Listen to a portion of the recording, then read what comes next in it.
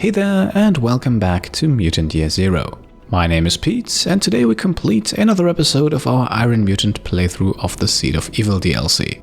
In the last episode we had our mutant stalkers catch up to the Elder after the events of the base game. However, the Elder unfortunately quickly escaped again, this time into space, and we are now left with a zone as well as with an ark that is overgrown by mysterious plants and roots. After the Elder's disappearance, the people of the Ark have also made the bartender Pripp their new Elder, and he has sent us on a mission to find the mutant Goran, the man who we suspect is behind all of this overgrowth. Before we leave the Ark again though, let's meet a few of its inhabitants, starting with the bar belonging to the man himself. Welcome, Ark Dwellers. I'm Netbot Toolborg. I've been authorized to pour grog into any orifice you choose. Alright, it looks like Pripp has found a suitable replacement to serve as the bartender. However, the place still works the same as it did before, as we can still use it to exchange artifacts for unique upgrades. And we are starting with Blaster Grandmaster, increasing our grenade damage by a further 4 points, an upgrade that will surely come in handy.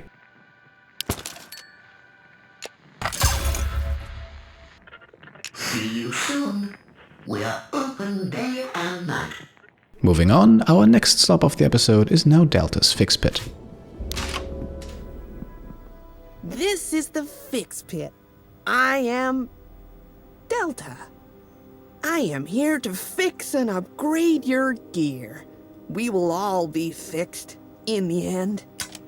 Okay, and unfortunately it seems like Delta is already affected by the root growth. She no longer seems to be all there mentally, but luckily her services still are.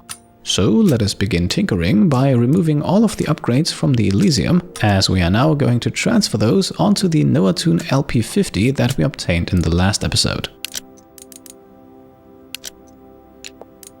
We are also going to upgrade this weapon straight to level 3, which results in a weapon with the second highest critical hit chance that we currently have access to, albeit with a rather low critical hit chance. For certain members of our party, that is going to be less of an issue though, so this weapon will be a core part of the loadout going forward. Now, as you can see, we have also collected a good number of other weapons that we no longer need at this point, so let us now dismantle all of those for precious weapon parts.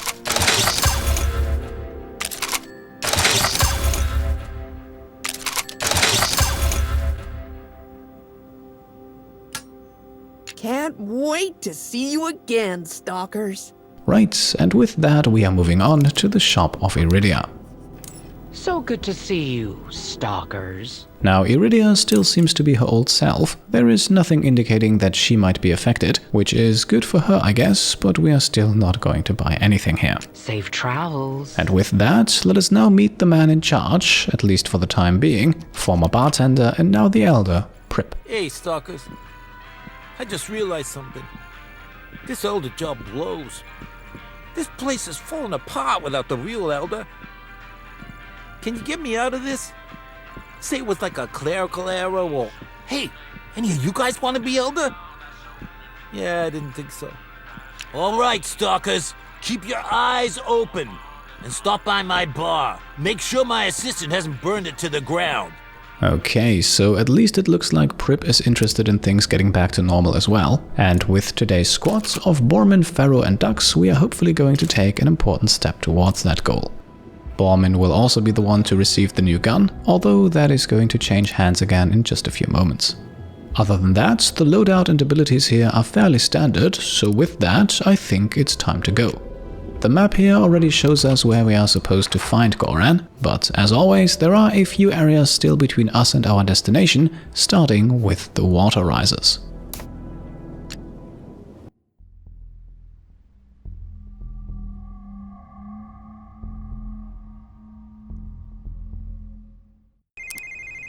Okay, and before we can even take one step exploring, we are introduced to the new side missions mechanic, as Pripp wants us to revisit the High Road.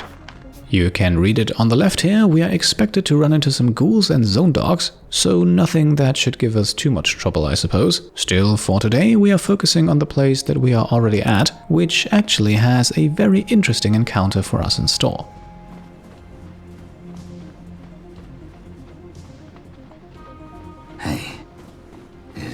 who I think it is? It is you. The legendary Stalker Big Khan. You left the Ark a long time ago to wander the zone. Thought you were dead. Alive and kicking, Stalkers. It's been a long time, hasn't it? But maybe you're not who you say you are, huh? Maybe you're some of those damn imposters trying to trap Big Khan. Whoa, imposters? You've been out here breathing the fumes too long, Khan. What's got you so rattled? I've walked from one end of this wasteland to the other. Seen some shit you rookies wouldn't believe. I don't fear nothing. Until now. Something strange is going on all across the zone. Ghouls are disappearing and getting replaced by copies. But they're made out of plants. I call them Pod Ghouls. This ain't the zone fumes talking, alright? I'm on my way to the Ark to warn the Elder. So, if you'd excuse me. We don't think you're crazy, Khan. But you don't want to go to the Ark right now. Trust me, we're on a mission to capture Goran. Some major bad guy with the power to control plants. He could be behind these Pod Ghouls you're talking about. We could use your skills. You still the legend they say you are? Oh, I got skills for days, believe that. I remember Goran. He was a punk. Didn't think his powers were that strong. Okay, I'll help. Stalkers got each other's backs, right? What happens to you happens to me. And yes indeed, what would a good DLC expansion be without a new squad member? So say hello to the King of the Forest achievement and to Big Khan, who is also joining our squad immediately by replacing Borman. Now Khan comes with a fully upgraded Rambino and boomstick already equipped, but of course we can do a little better than that. Priority number 1 is of course to give him a silent weapon, as well as the potentially very powerful LP50. Now to support that weapon's rather low crit chance, we are also giving him the Fertility Crown for an extra 20% crit chance when he's hidden. Armor wise we are going Axe Warrior for the charge attack immunity, and then we also want to equip him with a good assortment of grenades, just in case. Now we get to the interesting part though, Khan's mutations. At the beginning here we have 2 familiar ones in Circuit Breaker and Sneak, and we can't actually max him out immediately here, so we want to save some points, and that is why we're going with Sneak. Up next we have Silent Assassin, a power that both Dux and Pharaoh also have. As a matter of fact, for our playstyle it is probably among the most important mutations in the entire game. Following that we have the familiar Gunslinger as well as the new Ground Pound, with Ground Pound able to deliver a 1-turn stun in an area of effect, so it's an interesting tactical alternative to Hog Rush. In any case, we are going to grab both abilities here. Up next we have another new one in Flame Puke, in which we can set enemies on fire and do some good damage against them as well. Another useful one in my opinion, especially against enemy groups. At this point, 3 of the remaining 5 points are going into stat upgrades, because just like Pharaoh, Khan not only receives a health but also a critical booster, and grabbing the first rank of that is absolutely critical for that LP50 we have equipped on him. Back in the loadout screen we can now set Flame Puke, Gunslinger and Silent Assassin as the mutations of choice for him, and with that our adventure can finally continue.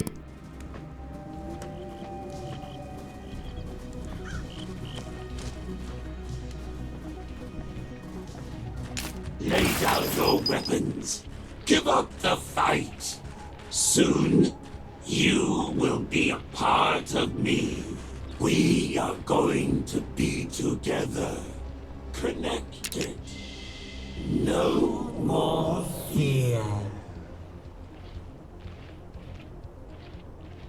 I can turn you into someone so special, so fearless. Right, here we go, first fight of the episode, and we are engaging 2 enemies, with Dux getting the opening shot against the pod router on the left. Yeah, I did that. What do you think about that, huh? Then we switch over to Big Khan and his Flame Puke, which has a radius that is just big enough to hit both enemies for a guaranteed 10 points of damage. It also sets the burner on fire, so we would not even need a critical for the kill. Give up now and I'll go easy on ya. Bastard! So that would be the first 2 enemies down, but we do of course have a few more still to go. Before we engage those, however, we can quickly collect some loot. Come on.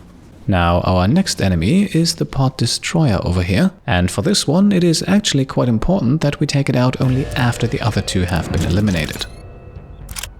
Does that hurt? It is also very important that we take it out as far away from the building to the left of us, otherwise we might lose out on a bit of loot. I am the beautiful weapon. Oh man, that was my shot. Get over here. And this here is why the Pod Destroyer carries a hand grenade that explodes upon death. And not only is that loud enough to alert other enemies on the map if they are nearby, but if the explosion happens too close to the building here, it can actually destroy the ladder and with that keep us from grabbing that loot on the top floor. Now, we were able to grab it and some more and can at this point actually leave the area, however only for a brief moment and to unlock the next one for fast traveling. This next area here, by the way, is once again one of those optional ones. It is absolutely not necessary to go through here to complete the DLC's main quest, but this is a completionist playthrough, so we definitely want to clear it out at some point. That point is not today though, so with the Hall of Electric Coffins unlocked, let us quickly return to where we came from. Now, moving on, we only have one more enemy and a few scattered bits of loot in this first area of the map, a map that is in fact quite large, but neatly separated into 3 distinct areas, which makes the whole navigation thing just a little bit easier. Nonetheless, I feel like the maps in this DLC tend to be on the larger side compared to the base game, which is why we will likely not be able to complete multiple maps in one episode all that often. Now, our last enemy in this first section here has the high ground. Luckily though, they were far enough away to not hear any of the ruckus we caused earlier, and so we can now wait until they move back over to the window on the right side, climb up the ladder here and begin our ambush.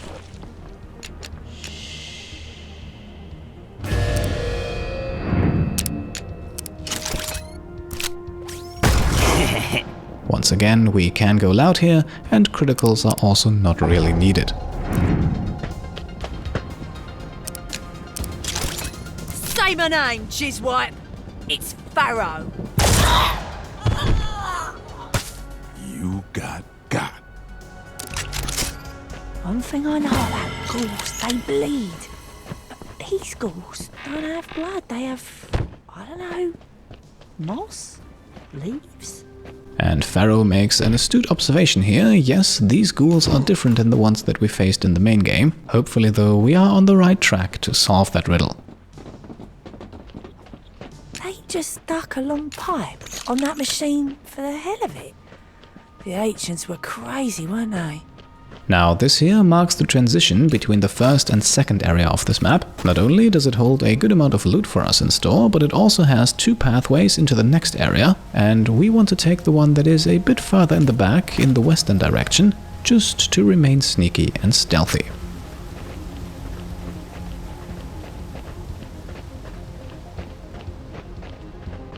I've got fur, and I'm still colder than an ice ghoul's ding-ding. Now, ahead of us we have a pod wolf slowly moving west, and that is actually perfect.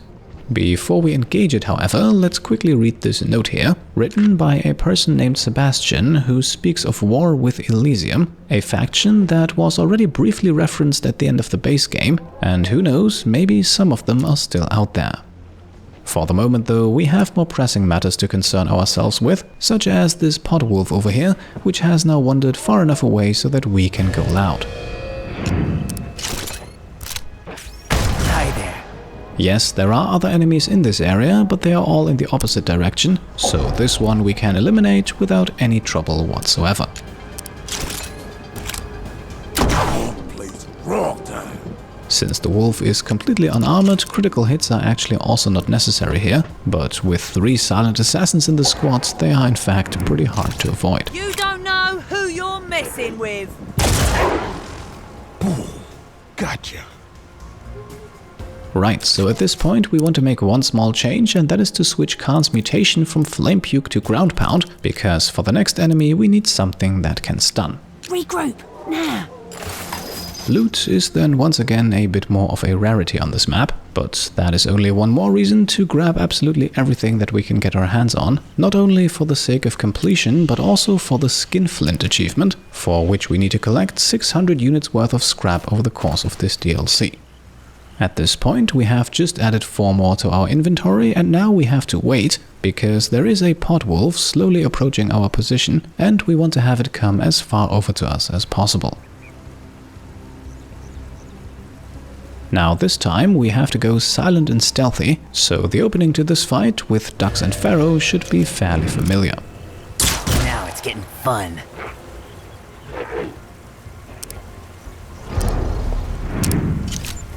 I am the beautiful weapon.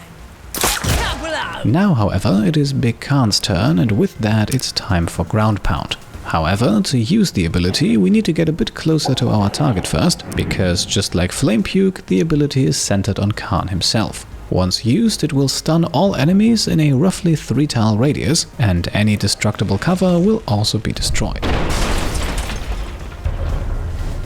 Now, despite the noise, no other enemies in the area are alerted to our presence, which gives us another turn to quietly take out the wolf for good. Say my name.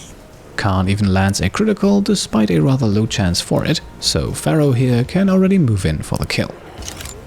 I'm the hero, you're the zero.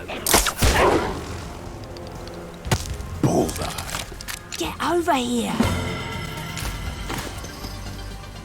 I might be breathing zone fumes, but is that pod spawning Pod Ghouls? We need to destroy them before they make more. And yes indeed, that pod spawner over there is an enemy of interest in a fight that is coming up shortly. First of all though, we can take out one more isolated enemy on the bridge here in the pod jumper. By the way, this right here is actually the only enemy on the entire map that you absolutely need to kill in order to proceed. Every other enemy can be snuck by, this one here however cannot. Loose bitches. Give up now and I'll go easy on ya. That's how we do it. Right, so at this point it is time to make a few adjustments. First of all, we want to get rid of Big Khan for the time being and bring Bormin back into the rotation. We also want to give Bormin the GJR sniper rifle that Dux currently uses, so Dux can take the LP50 instead and also equip his circuit breaker mutation. And speaking of mutations, with Bormin equipped for combat, we can now grab his final health booster upgrade for 16 points, and with that, Bormin is now as good as he will ever be in this game.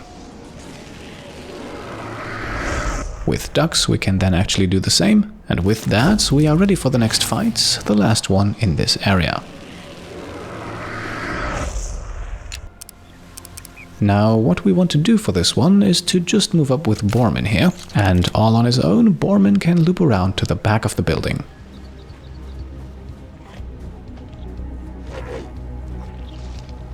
And in doing so, we can not only collect some loot, but also notice a locked gate, for which we are hopefully going to find a key at some point down the line.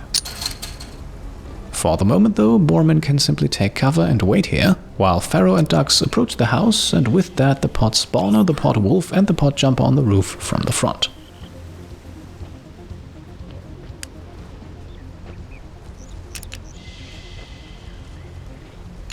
Once they are in position, Bormin can then start climbing up onto that roof, and the second he makes it up there, we want to immediately initiate combat.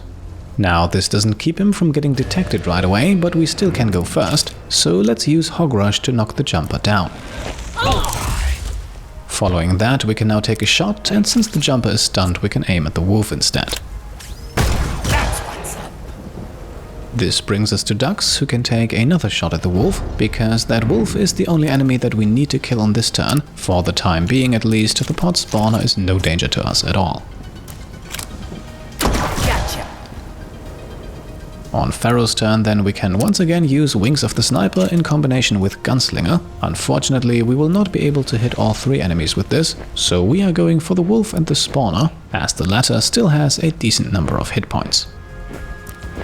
Give up now. I'm the hero.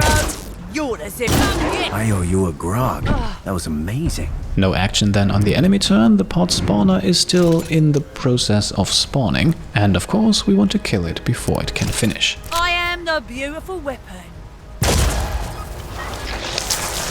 There is actually also an achievement in the game for doing this 5 times in total. One more good reason to not wait and see what's inside.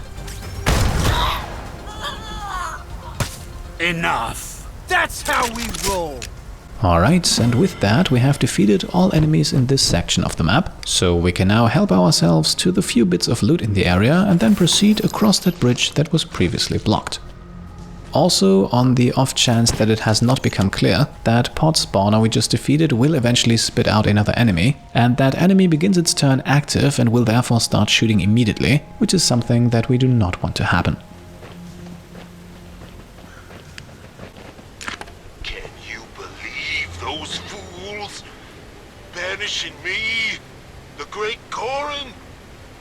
None of those idiots understand my gifts. If only they knew my powers grow every day. I hear whispers from the roots of the earth. I teach vines to strangle my enemies. That pump Selma is nothing compared to me. But I'm not stupid. The zone will make quick work of me. I need a place to hide. Iridia whispered of another ark. A secret ark. Hidden in the tunnels north of here. There I will plan my revenge. Goran out. Okay, so we have found our first life sign from Goran, and it looks like that story about the other ark up north seems to be true, at least that is what the note here says. There is no time to speculate any further though. As you can see, we once again have a fight coming up, although this one should not give us any trouble whatsoever.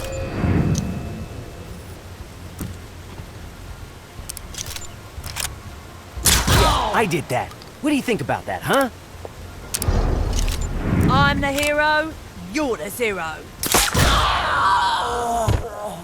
Cleanly done. This way. I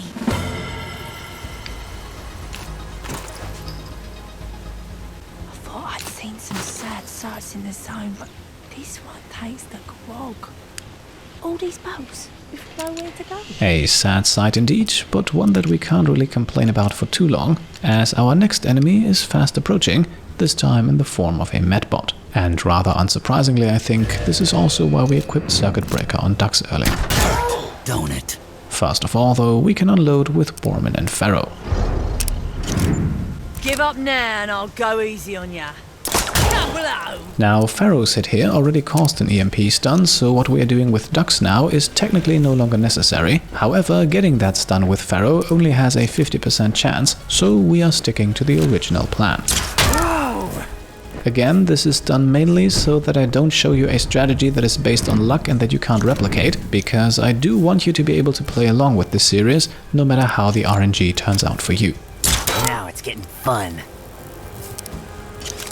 Say my name, Jizwipe. It's Pharaoh. Right, so at this point it's time to make another very small change, and that is to put iron legs on Pharaoh. On me.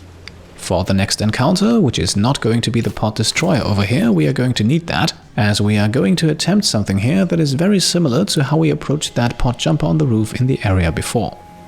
For that purpose, we are putting Pharaoh into hiding and then loop around with Bormin and ducks, who can also collect a bit of loot along the way.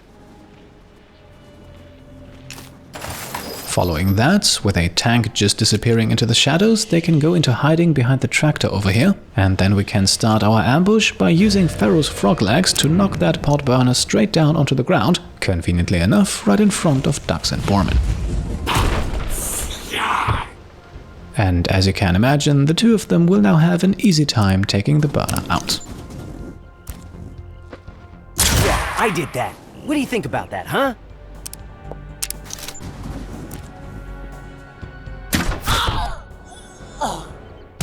And stay down. You did good. Hey, over here.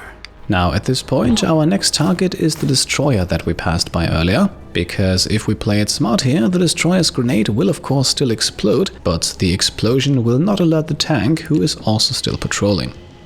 That is only going to be the case, however, if we are just a tiny bit patient and wait until the tank has moved all the way back over to the left side, back to the tractor.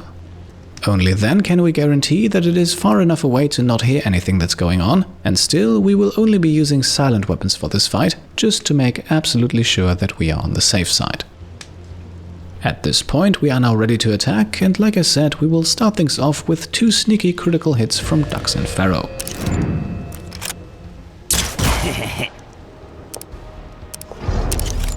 You don't know who you're messing with.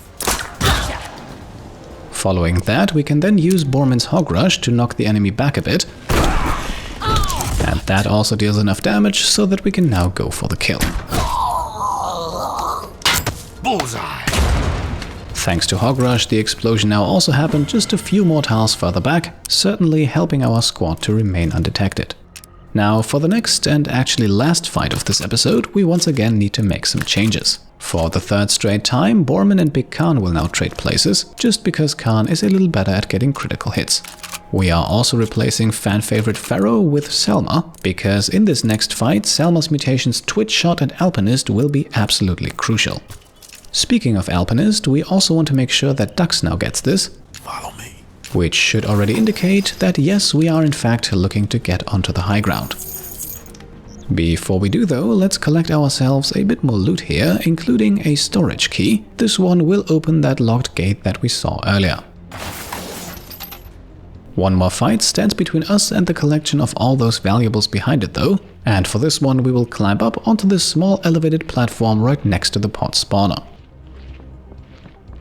The spawner itself actually has no detection radius whatsoever, but it can still register noise, so if we are using loud weapons nearby, which we are going to do against the tank, then it will activate and start producing another Pod Ghoul.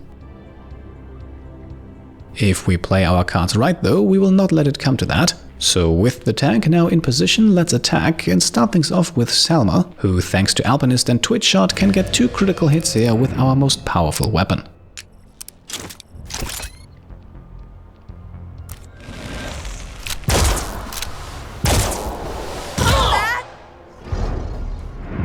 Now it's Dux's turn, who has the LP50 equipped, and that is perfect because that is the only weapon at this point that can do enough damage to still get the kill despite 4 points of armor.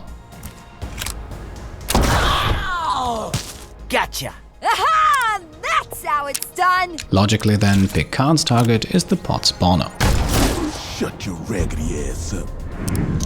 And he shot it once already, so he might as well do it again. My world. And with that, Selma can now go for the kill.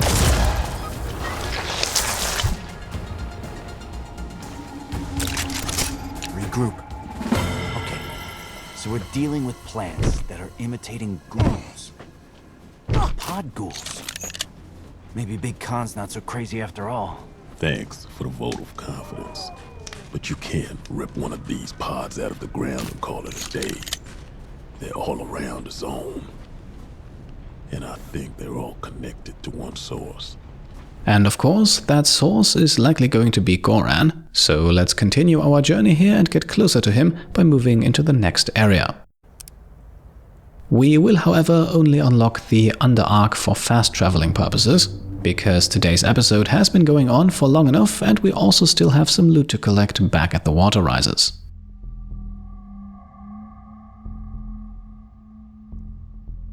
So as we re-enter that map, we can now speed things up ever so slightly as we retrace our steps until we reach that locked gate. Afterwards, we will then return to the Ark and call it an episode, but let's grab some goodies first to finally consider this map completed.